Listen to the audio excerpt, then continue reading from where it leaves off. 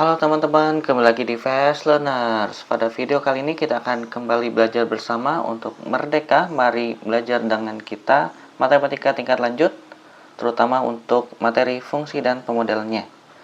Fungsi dan pemodelannya di materi ini menjelaskan beberapa fungsi yang ada di matematik dan bagaimana cara kita memodelkan fungsi tersebut atau membuat fungsi tersebut, bagaimana cara merumuskannya dan lain-lain, termasuk bagaimana cara menggambarkannya. Nah, fungsinya ada beberapa macam, ada banyak. Nanti kita akan bahas beberapa di sini dan kita langsung aja. Yang pertama kita akan bahas terkait fungsi yang disebut sebagai fungsi trigonometri. Fungsi trigonometri itu sesederhana ya fungsi yang terdapat trigonometrinya, seperti sin, cos, tangen, dan selanjutnya. Nah, fungsi ini merupakan salah satu fungsi yang unik karena fungsi ini tuh dia berulang untuk periode tertentu. Jadi misalnya kalau ada fungsi sin x, maka dia akan berulang setiap 360 derajat atau 2pi radian. Jadi bentuk grafiknya seperti ini. Kayak gitu. Jadi dia akan berulang setiap 360 derajat. Jadi kalau misalnya kita lihat di grafik ini, maka di sini itu 360 derajat. Kayak gitu ya, nanti bakal berulang terus. Nah, termasuk untuk sin x itu ketinggian maksimumnya selalu sama, yaitu plus 1 dan minus 1. Nah, dua hal inilah yang disebut sebagai amplitudo dan periode. Amplitudo itu adalah yang tertingginya atau nilai terbesarnya. Sedangkan kalau periode dia akan berulang setiap berapa derajat atau berapa radian. Nah, kita langsung bahas soalnya aja. Nah, di sini gimana kalau misalnya fungsinya itu diubah menjadi 3/2 cos pi per 4x. Nah, kalau cos gimana? Kalau cos sama aja. Kalau cos dia akan berulang juga. Cuman bedanya dengan sin, kalau cos dia kayak gini bentuknya. Tapi pada intinya sama aja. Gitu ya. Berulangnya 360 derajat dan amplitudenya 1.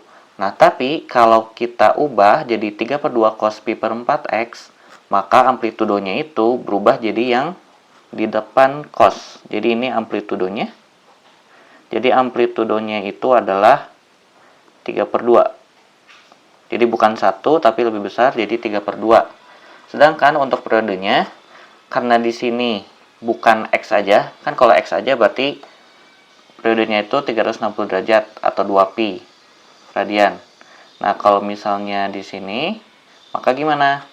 Semakin besar pengali terhadap x-nya, maka periodenya itu semakin kecil. Dan sebaliknya, kalau pengali ke x-nya semakin kecil, di bawah 1, maka periodenya semakin besar. Dan cara mengerjakannya itu mengikuti rumus periodenya sama dengan 2pi per mutlak dari K. Apa itu K? K itu dari sini. Jadi dalam kurung itu KX. Jadi cos KX, sin KX, dan seterusnya. Berarti K-nya bisa kita identifikasi pi per 4 ya. Karena K-nya itu pi per 4, berarti periodenya menjadi 2pi dibagi pi per 4. 4-nya pindah ke atas, kemudian pi-nya kita coret, jadi 4 kali 2 ada 8. Maka periodenya itu 8, dan amplitudenya itu adalah 3/2. Oke, kita lanjut ke soal berikutnya. Kita lanjut ke fungsi berikutnya. Setelah kita bahas tentang fungsi trigonometri, selanjutnya kita akan bahas fungsi. Yap, lihat di soalnya itu merupakan fungsi logaritma. Apa itu fungsi logaritma? Sama dengan trigonometri, kalau logaritma berarti ada lognya di situ. Nah, ketika kita bicara tentang fungsi logaritma, maka kita harus paham sifat-sifat logaritma. Dan untuk logaritma itu sendiri sudah kami bahas di video terkait logaritma, bisa teman-teman cek ya. Nah, sekarang kita fokus ke fungsinya. Di sini yang ditanya adalah sebuah grafik fx sama dengan log x kuadrat, itu dia memiliki daerah asal dan daerah hasil sebesar berapa? Yang ditanya adalah daerah asal dan daerah hasil. Nah, apa itu daerah asal dan daerah hasil? Daerah asal itu adalah sederhananya nilai x yang mungkin atau yang memenuhi. Jadi, ada beberapa fungsi yang dia hanya memiliki nilai ketika x-nya itu berada di rentang tertentu. Sedangkan daerah hasil adalah nilai y-nya. Karena bisa aja ketika kita masukin nilai x yang memenuhi itu, nilai y yang dihasilkan juga terbatas pada daerah tertentu. Jadi nilai y yang memenuhi. Nah, gimana cara ngeceknya? Cara ngeceknya adalah kita bisa gambarkan dulu fungsi logaritmanya. Atau kalau misalnya kita perhatikan di sini, logaritma itu dia satu kawan dengan eksponen. Jadi kalau misalnya ada log x kuadrat, sama aja dengan menulis, misal ya, kita buat y sama dengan log x kuadrat, maka berlaku juga x kuadrat sama dengan, ini karena nggak ada tulisnya 10 ya, 10 pangkat y. Nah itu kayak gitu. Jadi kita bisa dekati pakai dua cara ya. Nah dari sini kita tentukan nilai berapa yang menyebabkan y-nya itu, atau ketika kita substitusi x y-nya itu dia tidak terdefinisi ya. Atau kalau misalnya masih bingung, kita coba gambar. Misalnya kita bikin tabel aja log x kuadrat kan ya. Jadi ada x, ada log x kuadrat. Kalau 0 berarti log x kuadratnya berapa? Jadi log 0. Log 0 berapa? Kita untuk nantinya kita masukin ke sini. X kuadratnya berarti 0 kan ya? 0 sama dengan 10 pangkat berapa? Apakah yang hasilnya 0? Enggak ada ya. 10 dipangkatin berapapun, seenggaknya sekalipun 10 dipangkatin 0, dia hasilnya 1. Ya kan ya? Jadi ya sekalipun 0 pun dia ininya 1, hasilnya 1. Bukan 0. Nah, berarti nggak ada kan? Kita nggak tahu. Karena kita nggak tahu, berarti nilainya itu jangan 0. Kalau positif gimana? 1 misalnya. Berarti kan 1 sama dengan 10 pangkat 0. Berarti 0 log x kuadratnya. Gitu ya. Terbayang? Ya ikutin ya. Kita juga bisa ubah. Kalau misalnya negatif kayak gimana? Tadi kalau misalnya 1, kita ganti jadi log 1 jadi 0. Nah kalau min 1 dikuadratin jadi 1 juga, berarti 0 juga.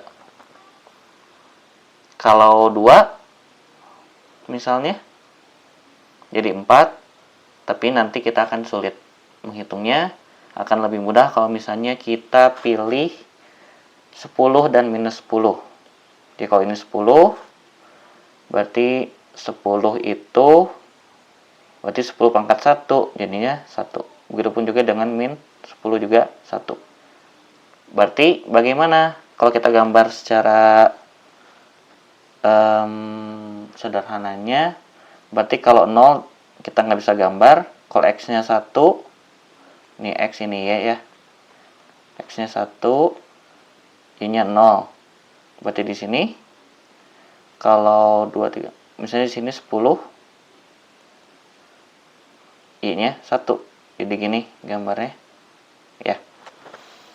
Nah, tapi menariknya adalah karena di sini x kuadrat, maka kalau misalnya di bawah 0 minus 1, ternyata dia muncul juga di sini. Gitu ya. Kemudian kalau min 10 jadi 1 juga. Jadi dia akan jadinya kayak gitu ya. Jadi simetri. Nah, maka kita bisa tulis bahwa yang penting jangan 0 kan ya. Atau kalau misalnya setengah mungkin nggak? Misalnya X-nya setengah, jadi seperempat. 10 pangkat berapa hasilnya setengah. Nah, itu memang untuk memastikan kita harus cek pakai kalkulator. Tapi berdasarkan yang kita ketahui, maka di sini kita dapat tulis daerah asalnya. Daerah asal juga disebut dengan domain ya. Dia X demikian rupa sehingga X-nya itu tidak boleh sama dengan 0 ya. Dan X itu merupakan anggota bilangan real. Nah, kalau daerah hasil gimana? Kalau daerah hasil, kita perhatikan di situ, mungkin nggak X-nya 0? Mungkin ya. Y-nya 0, sorry. Mungkin ya, di sini ada 0. Tapi mungkin nggak di bawah 0? Ya, dari yang kita gambar, tidak mungkin di bawah 0. Berarti daerah hasilnya itu adalah X demikian rupa sehingga X-nya itu pasti lebih besar sama dengan 0. Untuk X merupakan bilangan real. Ya, jadi jawabannya ada 2. Untuk daerah asal itu nggak boleh 0, kalau daerah hasil pasti positif. Oke, kita lanjut ke soal berikutnya. Oh iya, sebelum lanjut, baru terpikirkan, kita bisa cek untuk yang di antara minus 1 sampai 1, yang ini ya. Kita bisa cek dengan, karena di sini basisnya 10, jadi kita bisa pakai contohnya, kita pilih X-nya sama dengan 1/10 misalnya. Kan 1/10 diantara ya. Jadi 1/10 sama minus 1/10. Nah, kalau kita masukin ke sini, berarti kan jadi dikuadratin ya. 1/100 itu 10 pangkat minus 2 sama dengan 10 pangkat minus 2. Berarti minus 2 ya. Ini juga minus 2. Berarti daerah hasilnya berarti bisa juga negatif. Nah, negatifnya bisa berapa ya? Tergantung dari ini. Semakin kecil banget, maka nilainya juga akan minusnya semakin besar. Maka kita bisa asumsikan bahwa nilai yang berlaku itu semuanya merupakan bilangan real ya. Jadi langsung aja ditulis seperti ini. X demikian rupa sehingga X merupakan bilangan real untuk daerah hasilnya. Karena tadi bisa negatif, bisa 0, bisa positif. Walaupun kita tidak tahu kapan batas paling besarnya untuk positif dan negatifnya. Oke, kita lanjut ke soal berikutnya. Kita lanjut ke fungsi berikutnya. Ada yang bisa tebak ini fungsi apa? Nah, fungsi ini adalah fungsi yang sering kita temui. Itu adalah fungsi aljabar. Fungsi aljabar itu dibagi lagi, ada rasional, ada akar. Dan ini yang kita bahas adalah fungsi akar. Kenapa? Ya karena ada akarnya ya. Kalau rasional itu tidak ada akarnya. Oke, nah pertanyaannya sama, daerah asal dari fungsi berikut. Nah, khusus untuk akar, maka karakteristik akar itu dia tidak boleh nilainya negatif. Berarti kalau misalnya ada sebuah fungsi di dalam akar, misalnya kayak gini ya, akar px misalnya, maka px itu harus lebih besar sama dengan 0. Berarti di sini kita bisa tulis x kuadrat min 4-nya harus lebih besar sama dengan 0. Nah, ini berarti udah masuk ke materi pertidaksamaan linear, kuadrat, sorry. Nah, untuk soal terkait pertidaksamaan bisa cek di video sebelumnya ya, bisa dicari. Nah, berarti yang pertama kita cari adalah untuk mencari daerah asalnya, yaitu mencari nilai x yang memenuhi fungsi tersebut. Berarti di sini kita bisa tuliskan x kuadrat min 4 lebih besar dengan 0, berarti jadinya ada 2 kan ya, kita faktorisasi.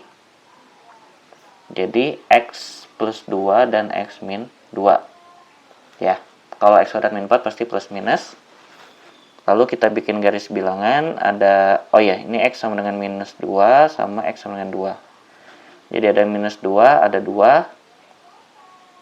Memenuhi dua-duanya ya. Kita cek ada 3 daerah di sini. Kalau X-nya 0, berarti 0 masukin sini jadi plus, masukin sini jadi negatif. Positif kali negatif, negatif. Maka yang lainnya positif, positif ya. Coba aja, misalnya 3 tambah 2, 3 kurang 2 positif, positif ya. Ya, dan yang dipengen adalah lebih besar sama 0, berarti kita ambil yang positif. Berarti yang memenuhi yang sebelah kiri dan kanannya.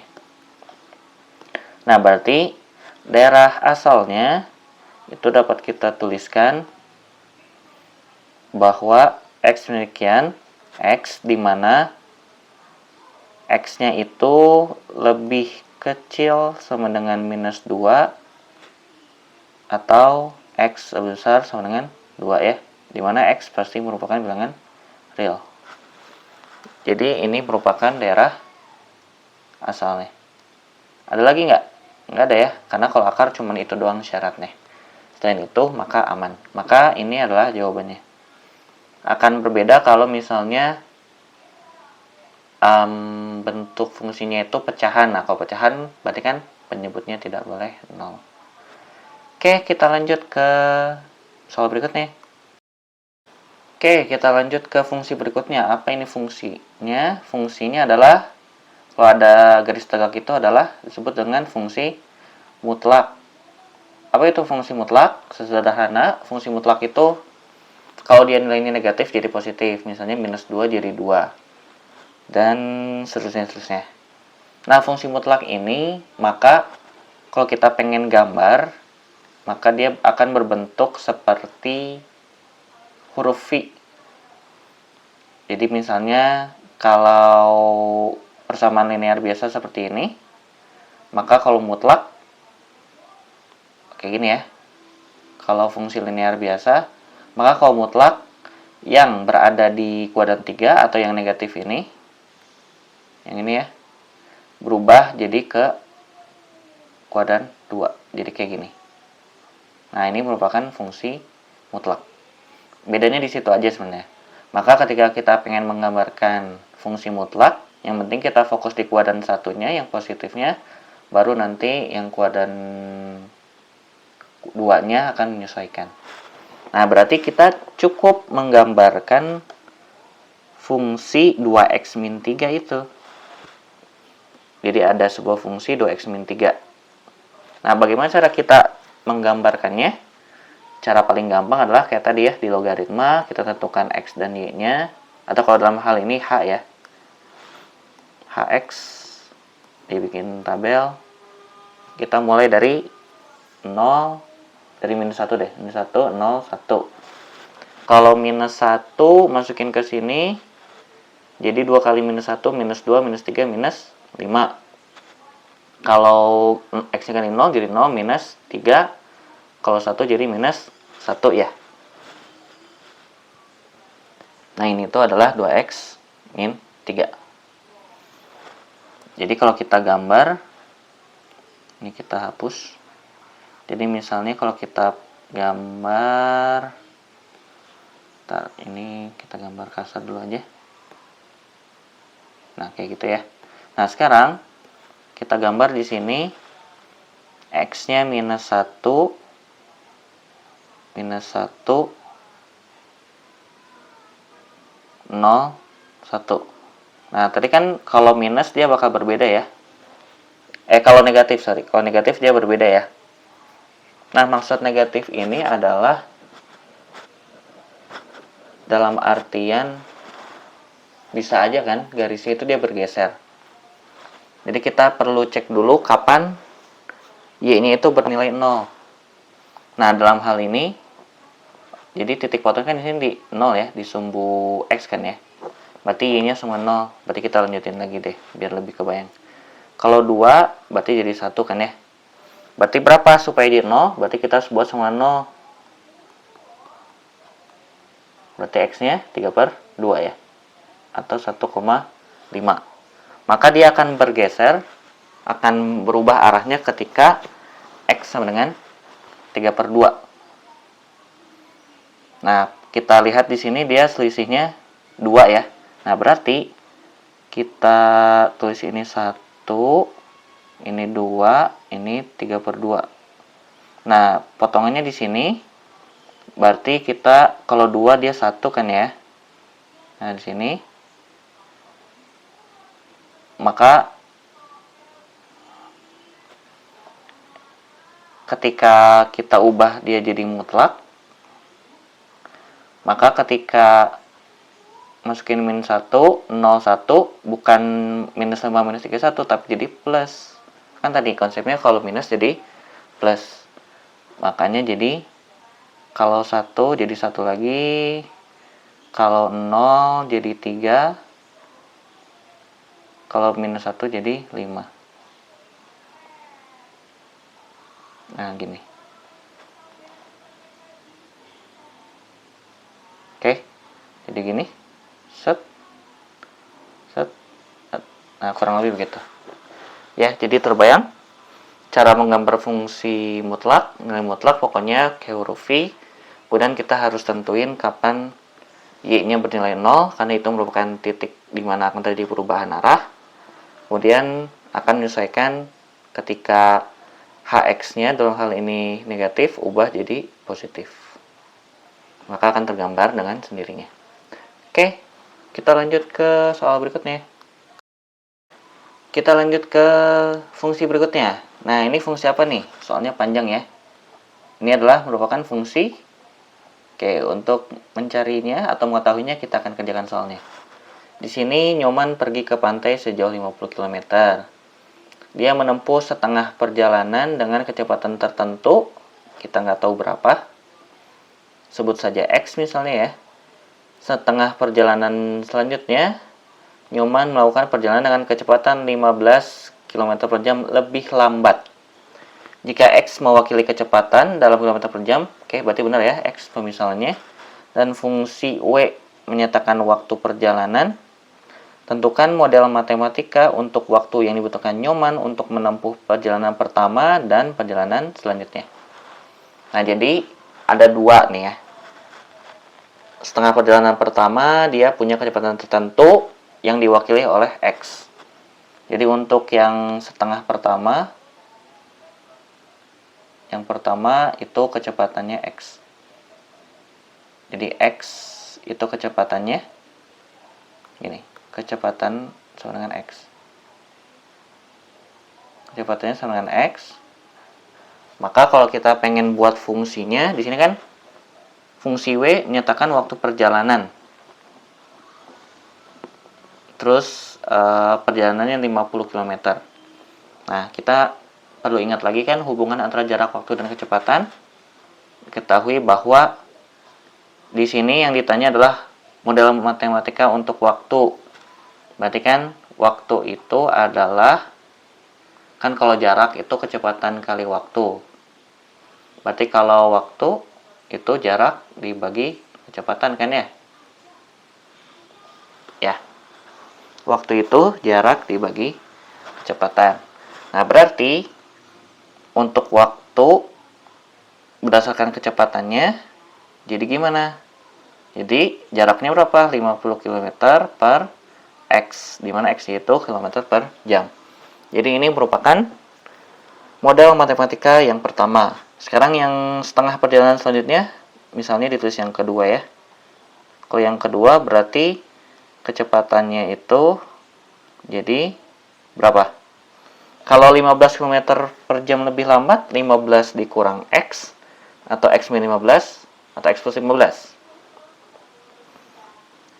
Kalau kecepatannya 15 km per jam lebih lambat, berarti X min 15 ya. Kan lebih lambat. Berarti yang kedua modelnya jadi 50 per X min 15. Maka kalau ditanya model matematika untuk waktu menempuh perjalanan pertama dan kedua, kita harus pisahkan. Jadi kita harus menggambarkan yang pertama, fungsi yang pertama 50 per X, yang kedua 50 per X min 15. Kalau kita membuat lebih lanjut lagi ya, walaupun ini soalnya udah terjawab. Misal kita pengen cari lagi, seperti biasa, kita ambil angka yang gampang. Kalau X-nya 50, berarti W-nya 1. Kalau X-nya 25, W-nya 2 ya. Kalau yang ini berarti kalau X-nya ini berapa ya, berarti lebih lambat. Kalau biar 1 berarti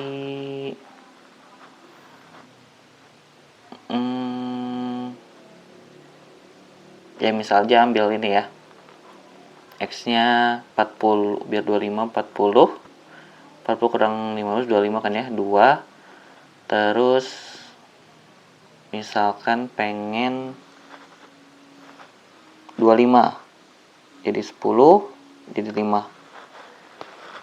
Nah ini tuh nanti jadi berlanjut kita. Dalam artian gimana? Jadi kita gambar di sini. Misalnya ini X, ini apa dibalik ya? X-nya kecepatan. Oke, kita balik aja biar lebih tergambar. Ini misalnya X, ini W misalnya. Jadi kalau W-nya 1, berarti dia kecepatannya 50, misalnya sini. Lalu pada saat 2, dia 25. Nah, sebenarnya kan ini karena dalam X ya kita nggak tahu berapa lama perjalanan. Tapi kita misalin aja, jadi ini yang pertama. Lalu yang keduanya, ketika 2 dia 40, berarti di sini. Lalu ketika 5, dia 25. Jadi ada 2 buah garis. Jadi bisa aja kalau kita pengen ambil titik potongnya, kita ambil ini garisnya. Nah, kalau ada 2 persamaan J1 itu yang disebut sebagai fungsi piecewise. Dia berlaku untuk rentang tertentu aja fungsinya. Kayak gitu. Berarti kan kalau di sini harusnya anggap aja setengah perjalanannya di sini gitu ya. Jadi kebagi 2, setengah perjalanan oleh X, kecepatan X, lalu setengah perjalanan lagi adalah X min 15. Oke, jadi itu materi terkait fungsi dan pemodelannya. Sebenarnya masih ada fungsi-fungsi lainnya, tapi harapannya ini sudah menggambarkan sebagian besar dari materi.